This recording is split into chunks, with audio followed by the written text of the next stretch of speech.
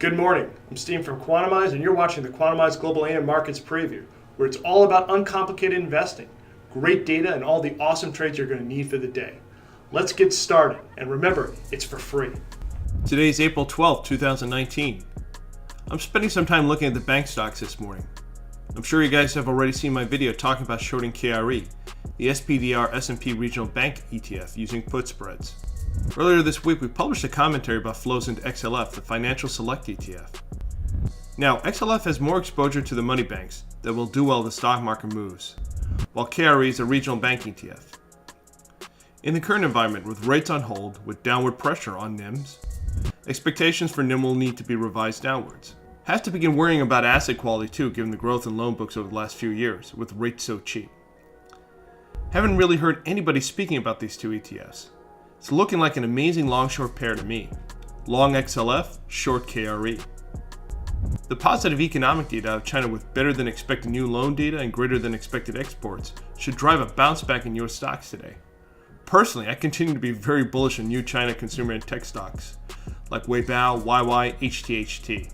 I'm going to be closely following those three. Now, let me tell you about some really important stock news you need to be following this morning. Chevron has agreed to acquire all of Anadarko Petroleum in a $33 billion deal.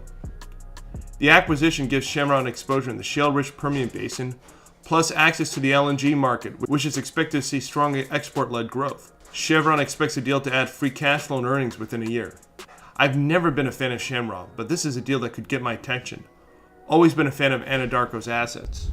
Weight Watcher International shares are dropping after JP Morgan cuts its expectations as its apps DA users underperformed.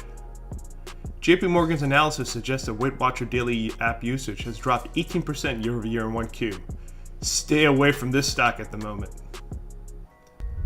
And finally, Walt Disney announces that its new streaming service, Disney Plus, launches on November 12th with a $7 monthly charge, in an attempt to undercut Netflix and Amazon. Just as a reference point, Netflix's most popular plan costs $11.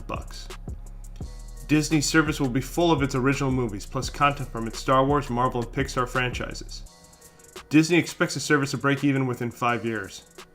I'm looking forward to a price war between Disney, Netflix, Hulu, and Amazon. This is going to be great for the consumer. Thanks for watching this video. We'd love to hear from you and get your thoughts. Subscribe to our YouTube channel, leave a comment below, shoot us a tweet, or send us an email.